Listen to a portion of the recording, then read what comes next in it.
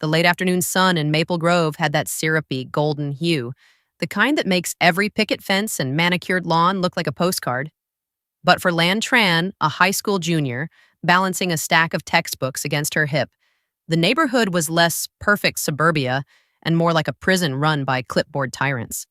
She stopped short when she saw the bright orange slip flapping under the wiper of her dad's old Ford pickup. HOA violation notice, parked too close to curb. Fine, 5 hours. Her stomach sank, another one. She pulled the slip free and marched inside. The smell of chicken soup filled the kitchen, where her mom, Mai, stirred the pot. Another ticket, Lon muttered, slapping the slip on the counter. Her mom frowned. For what this time? 3 inches, Lon said. Apparently, Dad's truck is 3 inches closer to the curb than it should be. Before Mai could respond, the front door opened and her father, Nam, walked in, wiping grease from his hands with an old rag.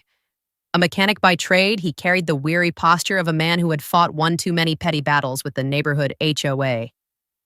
They ticketed me again? He asked, voice flat.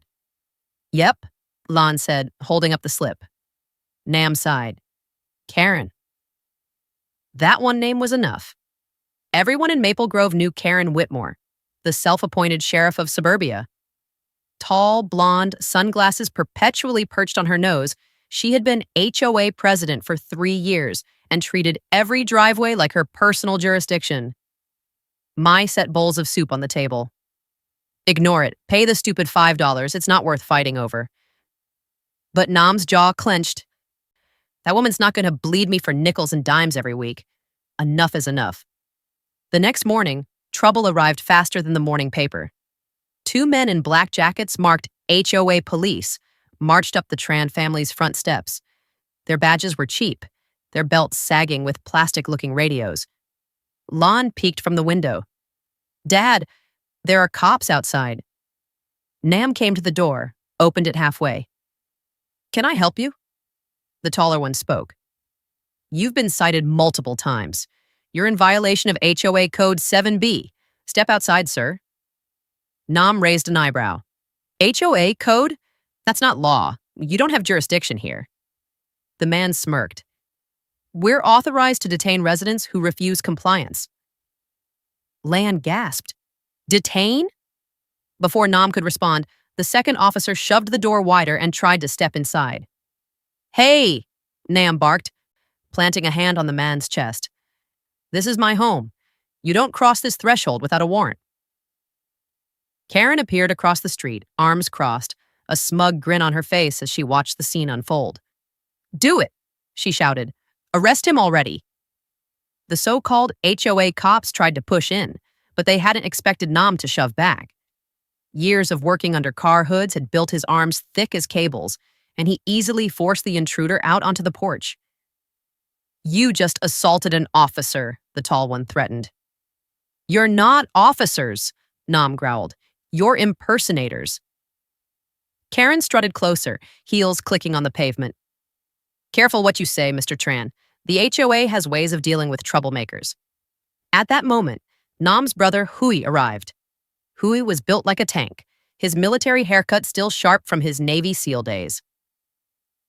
He froze when he saw the scene. Fake cops, his brother blocking the doorway, Karen smirking.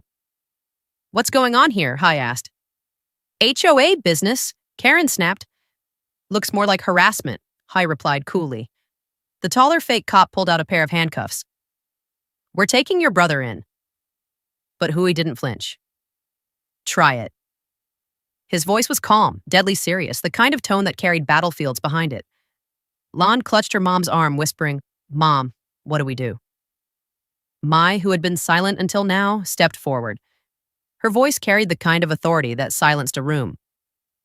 Gentlemen, she said, before you embarrass yourselves further, let me introduce myself. I'm Mai Tran, Assistant District Attorney for Kings County. The fake cops froze. Karen's smirk wavered. Mai pulled out her badge and held it high. You just forced entry into a private residence, threatened unlawful arrest, and impersonated law enforcement. That's a felony. Do you know how much prison time you're looking at? The taller man stammered. We were just enforcing HOA. HOA rules aren't laws, Mai snapped, and you're going to regret every second you stepped onto this porch. Sirens wailed in the distance. Hui had already dialed the real police the moment he arrived. Within minutes, 2 squad cars screeched to a halt in front of the Tran home. Real officers jumped out, weapons drawn. Hands where we can see them. The fake HOA cops panicked. One dropped his cuffs, the other raised trembling hands. Karen tried to back away, muttering, "This isn't necessary, I was just—" The lead officer pointed at her. "Ma'am, you're under arrest for filing false reports, inciting harassment and conspiracy." Karen's jaw dropped. "You can't arrest me. I'm the HOA president." The officer smirked. "Congratulations. You can explain that to the judge." Karen and her fake cops were cuffed and shoved into the back of the cruisers. Neighbors gathered, whispering, some even filming with their phones. Lon watched wide-eyed. They're really taking her away. Mai placed a hand on her daughter's shoulder. No one is above the law, not even Karen. Nam exhaled for the first time all day, wrapping an arm around his wife. "Guess that's the last violation notice we'll be getting."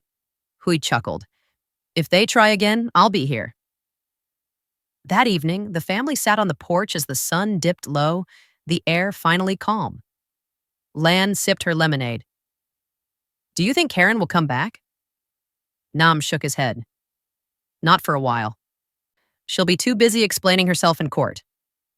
Mai smiled softly. "And if she does, well, we'll be ready." For the first time in months, Maple Grove felt like home again. As they sat there, a plain white envelope was slipped into their mailbox. Lon fetched it curious and tore it open. Inside was a single note typed in bold letters. "The HOA isn't done with you." The family exchanged uneasy looks. The war with Karen might be over, but the battle with the HOA had only just begun.